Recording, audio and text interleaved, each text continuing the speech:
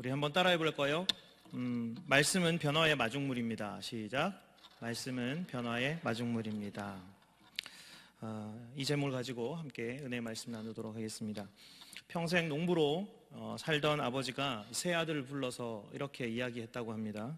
모두 장성하였고 스스로 농사를 지을 만하니 지금부터는 나의 도움 없이 너희 스스로 농사를 지어보거라. 그런데 중요한 것은 너희 스스로 밭을 일구는 것인데 돌아가서 밭을 일구되 정확한 목표 지점을 설정하고 그리고 그 지점을 보면서 밭을 갈아라 라고 이렇게 이야기를 했다고 합니다. 세 아들 모두 밭을 경작하기 시작했습니다. 아버지가 그 밭을 확인하러 갔어요. 그런데 첫째 아들의 갈아놓은 밭을 보자마자 입이 떡하니 벌어진 것이었습니다. 왜냐하면 그 밭고랑이 얼마나 삐뚤삐뚤하게 이렇게 정말 그렇게 만들어놨는지 놀랄 지경이었기 때문에 그랬습니다.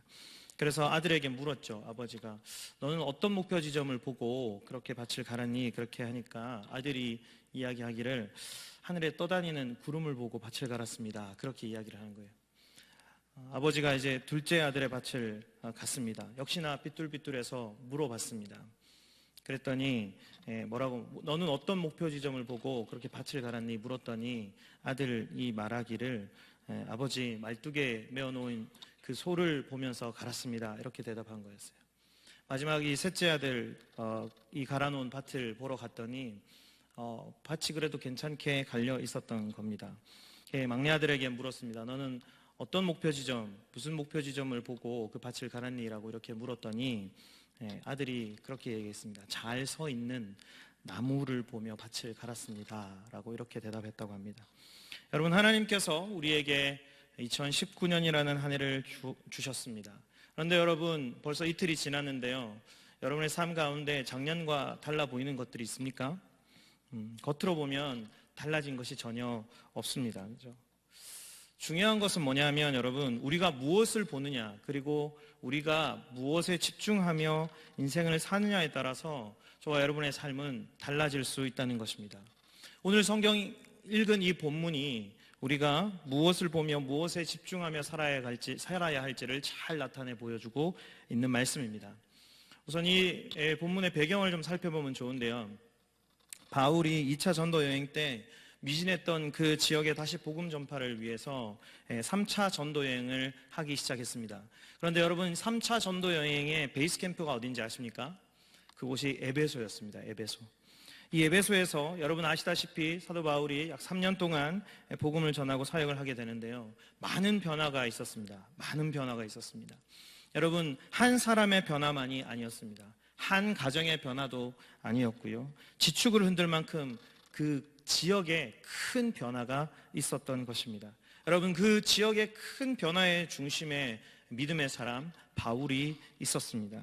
바울의 삶 속에 얼마나 놀라운 능력들이 나타났는지 우리가 읽은 이 12절의 말씀의 첫 단어에 보면 그것을 잘 드러내 보여주고 있습니다. 우리 12절 말씀을 한번 읽어볼까요? 시작. 심지어 사람들이 바울의 몸에서 손수건이나 앞치마를 가져다가 병든 사람에게 얹으면 그 병이 떠나고 악귀도 나가더라.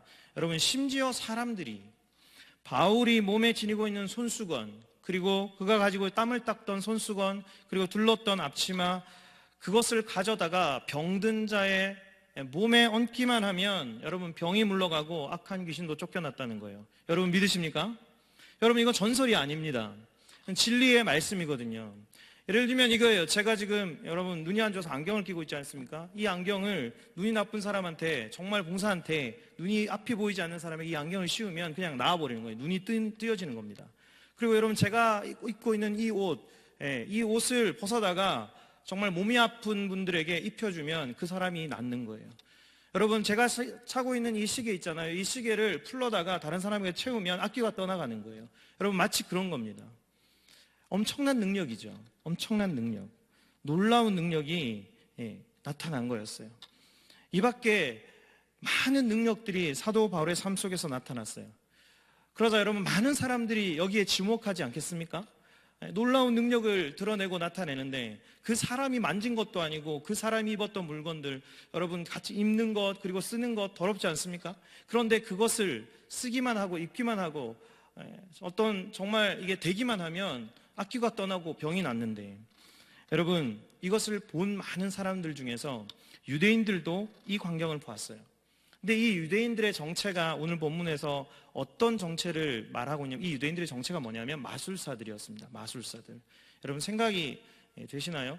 이 유대인들, 거룩한 줄만 알고 하나님을 잘 믿었다고 생각하는 그들이 정말 마술사도 있었다는 거예요. 그들이 예수님의 이름을 동일하게 사용했습니다. 대표적인 인물로 유대의 한 제사장이었던 스게와가 있었어요. 그 스게와의 7 아들들의 이야기가 오늘 본문의 이야기에 등장하는 내용입니다. 그들이 예수님의 이름을 사용했지만 전혀 뜻밖의 전혀 다른 반응들이 일어났습니다. 악한 귀신이 들린 사람에게서 악귀가 떠나갔던 것이 아니라 오히려 그들에게 달려들어서 그들을 짓누르고 그들의 몸에 상처를 입히고 그리고 벗은 몸으로 그 집에 도망가도록 만들어버렸던 것이죠. 이루 말할 수 없는 엄청난 치욕스러운 사건을 그들이 경험하게 됩니다. 이게 여러분 무슨 일일까요? 동일한 에베소 지역이었습니다. 예수님의 이름을 알고 사용했던 사람들인데 전혀 다른 반응이 일어났어요.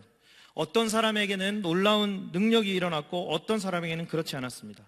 어떤 사람에게는 정말 사람들의 변화가 일어나고 반응이 보였고요. 어떤 사람들은 전혀 변화의 반응이 일어나지 않았던 것입니다. 여러분 그 이유가 무엇일까요? 유대의 제사장인 스게와의 7 그 아들들이 전혀 쫓아내지 못했던 악귀들이 바울이 사용한 손수건과 앞치마에 악귀들이 쫓겨났던 그런 이유가 무엇일까요? 여러분 유대인 제사장 스게와, 여러분 제사장은 어떤 일을 감당해야 되는 존재였던가요? 하나님의 말씀을요 온전히 전해했던 사람, 다시 말하면 예배가 예배되게 모든 이스라엘 백성들을 하나님께로 예배의 자리로 인도하며 하나님과의 관계를 회복시켜줘야 됐던 그 사람이 제사장의 신분이었습니다. 제사장의 역할이었어요. 그런데 제사장이었던 이 스게와와 그의 7 아들들이 하나님 앞에서 그들의 직분이 무엇인지도 알지 못하고 정말 어처구니 없는 일들을 하게 되었죠. 여기에 스게와와 7 아들들이 등장한 이유가 있습니다. 여러분 바울을 비교하면서 잘 살펴봐야 되는데요, 스게와의 7 아들들은 떠돌아다니면서 마술을 행했던 사람들이에요. 여러분 예배를 지키고 예배를 드리면서 하나님 앞에 이스라엘 백성들을 하나님께로 온전히 이끌어야 했던 그 제사장 가문이 여러분 아들들을 데리고 떠돌아다니면서 마술을 행했다. 참 어처구니가 없는 일이죠. 어느 날 보니까 바울이 예수님의 그 이름을 사용하면서 에베소 지역에 지축을 흔들 만큼의 놀라운 그런 역사가 일어나니까 소문을 듣게 된 거예요. 그래서 여러분 그들이 예수님의 이름을 사용하기 시작했습니다. 우리 13절 말씀을 제가 한번 읽어드리도록 하겠습니다. 이에 돌아다니며 마술을 하는 어떤 유대인들이 시험 삼아 악귀 들린 자들에게 주 예수의 이름을 불러 말하되 내가 바울이 전파하는 예수를 의지하여 너희에게 명하노라 하더라. 그들은요 여러분 시험 삼아 예수님의 이름을 사용했다고 합니다. 자신의 유익을 위해서 예수님의 이름을 사용했다고 해요. 여러분 그들의 관심은 어디에 있었습니까? 예수님이 아니라 자기 자신에게 있었습니다. 그러자 여러분 어떤 결과가 있었습니까? 그들은 조롱당했고요 치욕스러운 일을 겪게 되었습니다. 아주 비참한 결과를 낳게 되었던 것입니다. 예수님의 이름을 사용해서 자기 중심적인 삶을 산 사람의 결말이 매우 비참했다는 것이죠. 그러나 여러분 바울의 인생은 달랐습니다. 조롱당하며 비참한 인생이 아니라 능력의 삶을 살았다는 것입니다. 11절 말씀을 우리 한번 다 같이 읽어보도록 하겠습니다. 하나님이 바울의 손으로 놀라운 능력을 행하게 하시니. 여러분 하나님께 쓰임받는 이 바울은 어떤 사람이었습니까? 하나님께서 능력을 베푸시는 사람은 어떤 사람일까요? 사도 바울은요 여러분 사도행전 9장에서 다메섹 도상에서 그 예수 그리스도를 만나게 됩니다. 그에게 이제는 자신의 심장, 죄된 그 심장이 아니라 예수 그리스도의 그 심장을 이식받고 나서 그의 인생이 뒤집어져 버렸습니다. 그리고 나서 13장, 14장에서 1차 전도 여행이 시작되었습니다. 그리고 14장에 이어서 나오는데요 아주 놀라운 능력이 바울에게서 나타나기 시작했던 것입니다. 특별히 여러분 루스드라라는 그 지역이 있었어요. 루스드라에서 아주 놀라운 능력, 큰 능력을 경험했는데 많은 사람들이 바울을 주목하기 시작했습니다. 그곳에서 태어날 때부터 걷지 못한 자가 있었어요. 그 걷지 못한 자를 만나요. 그런데 그 만남에서 여기서 그냥 끝나버릴 수도 있는데 태어나면서 걷지 못한 자, 한 번도 걸어보지 못한 자라고 계속 반복해서 그 표현으로 기록을 하고 있습니다. 여러분, 왜 그렇게 그 표현으로 동일하게 기록을 많이 하는 것일까요? 여러분, 얼마나 절망적이고 소망이 없고요, 가망이 없는 인생인지 보여주고자 하신 거예요. 바울과 그가 드디어 만납니다. 그리고 그 자리에서 바울이 명령을 해요. 예수님의 그 이름으로 그에게 일어나라 라고 그렇게 명령하자마자 그가 곧 일어서게 됩니다. 많은 사람들이 그 광경을 보면서요, 함성과 탄성을 지르면서요, 전부 다 감격하고 놀라는 거예요. 그러면서 여러분, 바울과 바나바에게 어떤 별명을 지어준지 아십니까? 제우스와 헤르메스라는 별명을 지어 주었어요. 헬라인들에게 있어서 이 이름은 바로 신의 우두머리였습니다. 그들을 신적인 존재로 바라본 거죠. 여러분, 그렇지 않겠습니까? 제가 안경을 누구에게 끼워주고 시계를 풀고 옷을 입혀주면 맞는데, 많은 사람들이 저 여러분 대한민국에서 아주 유명한 사람 될 겁니다. 그죠? 당연히 그렇죠. 그런데 여러분, 오히려 많은 사람들이 그렇게 바울을 주목하고 또 바울도 주목받으니까 많은 사람들이 어떻게 하냐면 바울에게 제사를 지내려고 하는 거예요. 예배를 드리려고 하는 겁니다. 그러자 여러분, 바울이요, 놀라가지고요, 가만히 있지 않았어요. 그들이 정말 소리내었던 함성과 탄성보다도 더 큰 함성과 목소리로 이렇게 이야기합니다. 나는 여러분과 똑같은 사람입니다. 여러분, 이게 무엇을 의미합니까? 나는 신이 아니라는 거죠. 나는 여러분이 생각하는 그런 제사를 받아 마땅한 그런 신적 존재가 아니라는 걸 얘기해요. 나는 여러분과 똑같은 사람입니다. 여러분, 여기에서 끝나면 그래도 괜찮아요. 그런데 여러분, 바울이 이 말을 하고 싶었던 것이 아닙니다. 이 뒤에 나오는 그 뒷말이 진짜 하고 싶었던 말인데요, 어떤 말씀이냐면 이 말씀이에요. 천지와 바다와 만물을 지으신 하나님께 돌아오십시오. 여러분, 하나님께 돌아오십시오. 이렇게 얘기하는 거예요. 천지와 바다와 만물을 창조하신 하나님께 돌아오십시오. 여러분, 하나님께 돌아오십시오. 여러분, 이것이 진짜 바울이 하고 싶었던 핵심 메시지였습니다. 이렇게 바울은요, 하나님을 전하기 시작했던 거예요. 바울, 꽤나 유명한 사람이었습니다.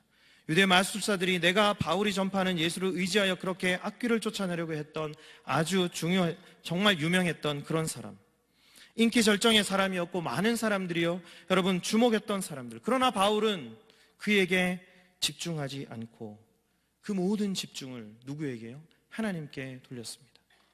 바울이 받는 집중에 그는 집중하지 않고 그 집중을 하나님께 돌렸다라는 것입니다. 여러분, 여기서 바울의 탁월한 모습이 어떤 모습입니까? 하나님께 집중하는 삶이었습니다. 이 모습을 보고 여러분, 우리가 무엇을 알 수 있을까요? 하나님께서 능력을 베푸시는 그 사람의 비결은 여러분 무엇일까요? 우리 역대하 16장 9절의 말씀을 함께 다 같이 읽겠습니다. 시작. 여호와의 눈은 온 땅을 두루 감찰하사 전심으로 자기에게 향하는 자들을 위하여 능력을 베푸시나니 이 일은 왕이 망령되이 행하였은즉 이후부터는 왕에게 전쟁이 있으리이다. 아멘. 하나님께서 능력을 베푸시는 사람은 전심으로 자기를 향하는 사람들에게 하나님은 능력을 베푸신다고 말씀에 기록되어 있습니다. 무심이 아닙니다. 반심이 아닙니다. 여러분, 전심이에요. 무심이 아닙니다. 반심이 아닙니다. 나뉘어진 마음이 아닙니다. 전심입니다. 온 마음이라는 뜻입니다. 그것으로 하나님을 향할 때 하나님은 능력을 베푸신다라는 말씀이에요. 지금도 많은 사람들이 예배하고 있고 하나님께 집중하고 나오고 있지만 하나님은요, 이런 사람들을 찾습니다. 반심 말고 세상의 반, 하나님께 반, 그것이 아니라 전심으로 하나님께 마음을 드리는 그 한 사람을 찾고 계십니다. 그래서 여러분, 알아야 돼요. 우리의 마음을 다 드리고 집중하는 그 인생이 될 때 하나님께서 우리의 삶에 놀라운 기적과 능력을 주신다는 그 사실을 여러분 기억하시기를 바랍니다. 그러면 저와 여러분들이 여러분 어떻게 살아야 하겠습니까? 건강의 마음을 빼앗기기보다는 건강의 주관자 되시는 하나님 앞에 여러분 마음을 들으시기를 소망합니다. 물질의 마음을 빼앗기기보다는 물질의 주인 되신 하나님께 집중하시기를 바랍니다. 복에 집중하는 것이 아니라 복의 근원 되신 하나님께 집중하며 살기를 주님의 이름으로 축복합니다. 여러분, 에베소에서 많은 사람들이 병이 치유되고요, 악귀도 쫓겨날 뿐만 아니라 놀라운 또 다른 큰 변화가 한 가지 있었습니다. 에베소는요, 상업도시였어요. 무역이 발달하여서 많은 사람들의 왕래로 굉장히 활발하게 상거래가 이루어졌던 곳입니다. 이게 왕래가 잦으니까 여러분 들어오고 나가는 물건뿐만 아니라 여러분 눈에 보이는 것들뿐만 아니라 눈에 보이지 않는 문화들도 들어갔다가 나가는 거예요. 모든 것들이 다 들어오는 겁니다. 그래서 에베소는요 정말 발달된 도시였기 때문에 신문물이 다 들어왔죠. 그러니까 자연스럽게 함께 들어오는 것이 뭐냐면 온 갖가지 우상들이 에베소 지역에 다 들어오는 것입니다. 얼마나 우상이 많았던지 마술서적, 여러분 그 마술서적이 에베소에 굉장히 많았는데 도서관이 엄청난 도서관이 있었습니다. 그 도서관을 다 채울 만큼 마술서적이 엄청났어요. 그래서 여러분 마술서적 하면 별칭이요 에베소 서적이라는 별칭이 있었어요. 그만큼 아주 영적으로 타락한, 굉장히 타락이 심한 곳이 그 에베소였습니다. 영국의 지질학자가 있는데 이 지질학자 코니 디어라는 사람이 이렇게 말했습니다.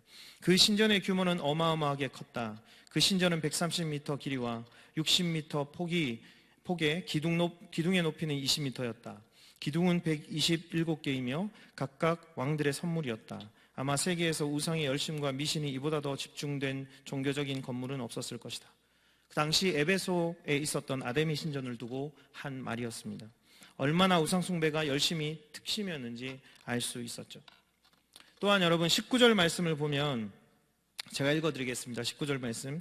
또 마술을 행하던 많은 사람이 그 책을 모아 가지고 와서 모든 사람 앞에 불사르니 그 책값을 계산한 즉 은 5만이나 되더라. 여러분 마술사들이 있었던 것이 아니라 많은 마술사들이 있었다고 해요. 많은 마술사들이.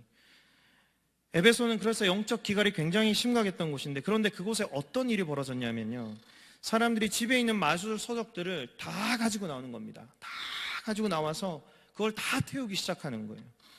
여러분 그 마술 서적, 모아놓은 마술 서적, 다 태운 마술 서적을 돈으로 환산해 보니까, 은으로 환산해 보니까 은 5만이나 되었다고 합니다.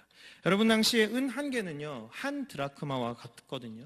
그래서 한 드라크마는 당시에 노동자 한 사람이 열심히 일해야 하루 벌 수 있는 일당이었습니다. 2019년도 시급이 얼마인 줄 아십니까? 8,350원입니다. 8,350원. 하루 8시간 일하면 일당 66,800원. 그러면 여러분 은 5만이니까 5만일 동안을 일한다고 했을 때 그게 얼마냐 하면 33억 4천만 원. 33억 4천만 원. 엄청난 금액이죠. 그죠? 그 엄청난 금액의 그 양의 책들을 다 불로 태워버린 거예요. 그런데 사람들이 그 마술책을 들고 나와서 태울 때요 모든 사람들 앞에서 그 책을 다 태웠다고 합니다. 우리가 보는 눈앞에서 그 모든 마술책들을 다 불태웠다고 합니다. 이게 무슨 말씀입니까? 공개적으로 회개하는 것, 공개적으로 돌아서는 것을 우리가 이 말씀을 통해서 볼 수 있는 거예요. 많은 사람들이 돌아서는 것 어떻게 알 수 있었는가? 에베소 지역에 어떻게 이런 일들이 일어날 수 있었는가? 우리 20절 말씀을 마지막으로 다 함께 읽어보도록 하겠습니다. 이와 같이 주의 말씀이 힘이 있어 흥왕하여 세력을 얻으니라. 아멘. 하나님의 말씀이 그곳에 자리 잡을 때 변화가 일어난다는 말씀입니다.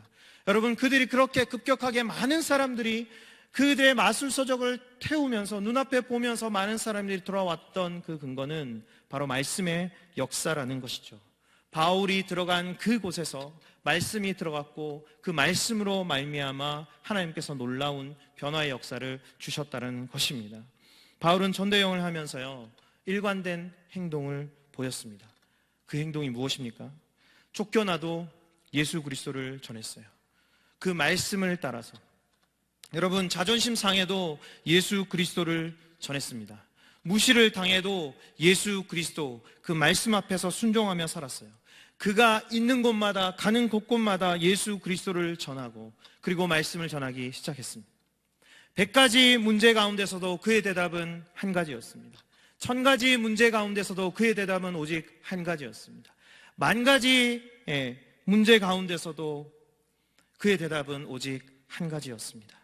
그것은 바로 예수 그리스도였습니다. 예수 그리스도의 말씀을 전했는데 에베소가 다 뒤집어졌어요. 여러분, 빛이 들어가면 어둠이 물러가잖아요. 여러분, 성령이 오면 모든 악귀가 물러가고요. 마치 해가 뜨면 달이 뜨는 것처럼 여러분, 정말 하나님의 말씀으로 말미암아 이런 모든 일들이 일어났다는 것입니다. 예수 그리스도의 말씀이 들어가는 순간 변화되지 못할 사람은 단 한 사람도 없습니다. 예수 그리스도의 말씀이 들어가는 순간 변화되지 못할 상황은 없습니다. 여러분, 자동차와 사람이 부딪히면 어떻게 될까요? 큰일이 일어나죠. 그러나 여러분, 예수 그리스도와 부딪히는 그 모든 사람은요, 살아나고 회복되는 놀라운 변화가 일어난다는 것입니다. 하나님의 말씀이 이 에베소에 들어가자 그 에베소 지역이 뒤집어지는 역사가 있었다는 것입니다. 이렇게 하나님의 말씀이 들어가면요, 사람이 변화되고 지역이 변화되고 가정이 변화되고 여러분의 직장이 변화될 줄 믿습니다. 혹시 여러분 2019년 한 해를 시작하고 우리가 이틀을 지나고 있는 이 즈음에서 여러분 혹시 나는 왜 아직 이 모양이야? 왜 내 삶은 아직까지 나아지는 것이 하나도 없지? 왜 나는 이렇게 초라해? 라고 생각하는 분 계십니까? 이제 끝이다. 인생 끝이다. 소망이 없다라고 결론 내린 사람들이 있습니까? 여러분, 그것이 결론이 아닙니다. 하나님의 말씀만 들어가면 끝이 아니라 여러분 새로운 시작이며 새로운 출발임을 여러분 믿으시기를 바랍니다. 하나님의 말씀이 저와 여러분의 인생과 삶과 그리고 여러분의 남편과 그리고 아내와 자녀들 그 속에 침투하는 순간 삶이 뒤집어지는 놀라운 은혜의 역사가 일어날 줄 믿습니다. 그렇다면 여러분, 우리가 평생에 집중해야 할 것이 무엇인지 결론을 낼 수 있습니다. 우리가 집중해야 할 것은 바울과 그가 사역했던 정말 에베소 지역을 본다면 예수님께 그리고 그 말씀에 집중할 때 저와 여러분의 인생이 소생됨을 여러분 믿으시길 바랍니다. 여러분, 마중물이 뭔지 아시죠? 마중물. 저는 영덕군 영해면 괴실이 324번지에서 태어났습니다. 그곳은 병원이 아닙니다. 저희 외할머니 때 가정집에서 태어났습니다. 아버지 어머니께서 저와 형님을 이렇게 외할머니께 맡기고 서울로 돈 벌러 가셨거든요. 저와 똑같은 사람이 이 세상에 한 사람도 존재합니다. 그분은 동대문에서 일하고 있고 경기도 광주에서 살고 있어요. 무슨 말씀인지 이해가 잘 안 되시나요? 쌍둥이입니다, 제가. 그래서 여러분, 동대문에 밤에 가셔서 저하고 똑같은 사람 보면 목사님 이렇게 인사하지 마시고 그 목사님의 형님이시군요 이렇게 인사해 주시면 돼요. 여튼 여러분, 저와 형님 그리고 밑으로 여동생 하나 있는데요. 여튼 어머니께서 아버지께서 결정을 하시고 저와 형님을 놔두고 외할머니께 맡기고 서울로 돈 벌러 오셨어요. 2, 3년 정도 외할머니 손에서 컸습니다. 정이 굉장히 많이 들었어요. 저는 기억할 수 없겠지만 늘 모이면 저희 형님과 제가 자라났던 이야기, 키우면서 여러 가지 애먹였던 그런 이야기들 많이 하십니다. 그래서 여러분, 초등학교 때 제가 그때 당시에는 국민학교였거든요. 국민학교 때 방학만 되면 여러분 한 달간 형님과 함께 할머니 댁에 갔어요. 그래서 한 달 동안 계속 놀면서 먹고 자고 놀고 먹고 놀고 자고 싸고 굉장히 많이 그랬거든요. 저희 삼촌이 어떤 일을 하셨냐면 코카콜라 여러분 아시죠? 코카콜라 지점을 했어요. 그래서 저희들이 오는 날이면 그날은 어떤 날이다? 코카콜라 한두 상자가 그냥 들어오는 날이다. 그리고 저희 큰 삼촌은요, 여러분 삼양 아시죠? 삼양라면 분소를 했거든요. 저희들이 오는 날이면 콜라 한 박스와 함께 라면 한 박스와 여러분 짱구 아십니까? 짱구 한 박스까지 들어오는 날이었어요. 굉장히 행복했죠. 그래서 한 달간 할머니와 여러 가지 많은 또 일들도 있었고 그런데 여튼 여러분 아침마다 그 당시 할머니께서 저와 형에게 어떤 심부름을 시키셨냐면은 야야 영아 영순아 일나라 일나라 이래가지고 어떻게 저 우물에 가가지고 물 좀 길러 오나 이렇게 얘기하세요. 그래서 아침에 형님과 이렇게 눈곱 떼면서 지나가면서 우물로 가가지고, 그런데 거기 신기한 것이 하나 있었어요. 우물만 있었던 게 아니라 거기 펌프가 있었거든요. 근데 그 당시에 저희들은 그냥 뭐 장난기 많을 때 아닙니까? 그래서 어떻게든지 그거 한번 해보려고, 그래서 펌프질을 둘이 낑낑하면서 그냥 해요. 근데 이게 펌프질을 해도 물이 안 나오는 거예요, 물이. 그래서 그 우물집 앞에 어르신이 살고 계셨는데, 그 어르신이 저희를 보더니만 이 우물 바가지에 물을 하나 이렇게 가득 채워가지고 그 펌프에 물을 넣는 거예요. 물을 딱 넣으니까 아저씨가 막 펌프질을 하더니 물이 콸콸콸콸 나오기 시작하는 거였어요. 그게 마중물이잖아요, 그죠? 여러분, 그 마중물이요, 그 물을 콸콸콸 흘러나오게 했던 거죠. 여러분, 말씀이 변화의 마중물입니다. 여러분, 그 예수 그리스도가 여러분의 인생 가운데 그 모든 생수를 벌리고, 그래 여러분에게 모든 젖줄을 그렇게 되어주는 그 마중물이 예수 그리스도, 그 말씀이라는 사실을 여러분 믿으시길 바랍니다. 예수 그리스도의 모든 마음과 생각을 여러분 드릴 때, 집중할 때 우리의 삶의 변화가 시작되는 거예요. 내가 주위를 둘러보면 내 2019년 이틀 지났지만 외부적으로 변한 것 하나 없어 보입니다. 그러나 여러분, 예수 그리스도를 믿음으로, 말씀이 나와 함께함으로 내 안에 역사하시는 성령을 따라 함께 나가게 되니까 모든 것이 달라 보이는 거예요. 내가 바뀌니까 모든 것이 달라 보이기 시작하는 겁니다. 역전의 삶이 시작된다는 것이지요. 여러분, 예수님은 때로는 굶주리셨지만 그분은 우리의 생명의 떡이 되어 주셨습니다. 예수님은요, 마지막 사역에 목말라 하셨지만 그분은 우리에게 영원한 생수가 되어 주셨습니다. 예수님께서는 그 귀신 들렸다고 고발당했지만 여러분, 귀신을 쫓아내신 분이셨어요. 예수님께서는요, 십자가의 치욕으로 죽음을 당하셨지만 그 죽음으로 말미암아 사망 권세를 깨뜨리고 부활하시고 다시 사셨습니다. 예수님께서는요, 은 30에 팔리셨지만 예수님은 온 세계를 구원하는 구원자가 되어 주셨습니다. 그 그리스도께서 우리와 함께 하십니다. 그 그리스도께서 내 삶에 침투하시고 지금도 내 마음과 생각 속에 침투하여 주셔서 내 삶이 역전되도록, 그리고 내 삶이 주님의 영광스러운 삶이 되도록 주님께서 인도해 주신다는 것입니다. 여러분, 꼭 집중하십시오. 말씀에 집중하십시오. 예수 그리스도께 집중하시기를 소망합니다. 저와 여러분들의 가진 문제의 크기가 여러분 얼마나 됩니까? 저와 여러분이 받은 상처의 크기가 얼마나 깊습니까? 여러분, 그것은 아무 문제도 아닙니다. 왜 그렇습니까?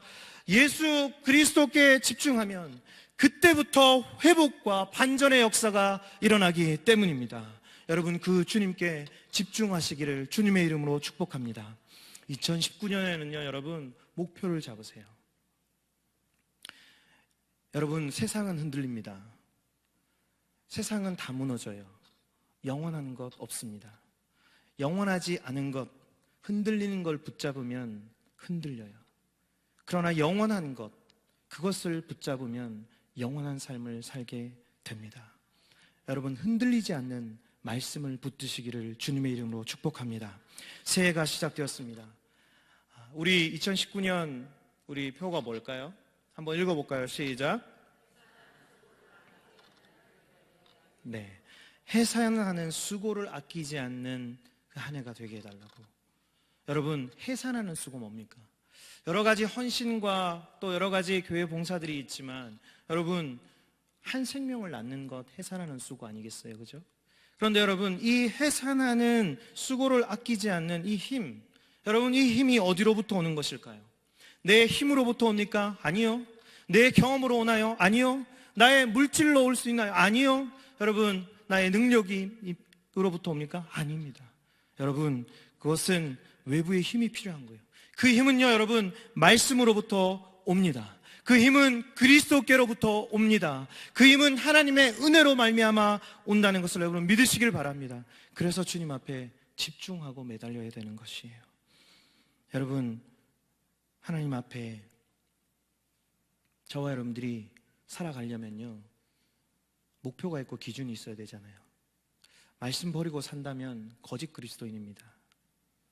하루를 출발할 때 말씀으로 시작하지 않으면 그건 성숙한 그리스도인이 아니에요. 목사님들과 전도사님들이 강단에 서서 말씀 한번 선포하는 그것으로 일주일 살아갈 수 있을 것 같습니까? 저는 장담하지 못합니다. 사랑하는 동산의 성도 여러분, 하나님을 개인적으로 만나시고 그 말씀 가운데 주님을 깊이 만나시기를 주님의 이름으로 축복합니다. 그 여러분, 말씀이 우리의 삶의 마중물입니다. 얼마나 예수님께 집중하는가? 여러분, 뛰는 놈 위에 어떤 놈이 있다? 그럼 나는 놈 위에 누구 있다? 네? 붙어가는 놈. 나는 위에 붙은 놈이 있어요, 여러분. 여러분, 예수님께 붙기만 하면 우리의 삶은요, 때로는 고난이 있고 힘듦이 있어도요, 아주 엎드려지지 않는 것은 주님이 우리를 일으켜 주시기 때문에 그분이 나를 업고 가시는 거예요. 그래서 우리는 그 주님께 붙어 있기만 하면 여러분, 그때부터 변화되고요, 그때부터 인생 반전의 역사가 일어나는 것입니다. 올 한 해 다른 그 어떤 것보다 주님께 붙어서, 말씀에 붙어서 변화의 마중물 되는 그 그리스도께 말씀에 붙어서 사시는 저와 여러분들 되기를 주님의 이름으로 축복합니다. 기도하시겠습니다.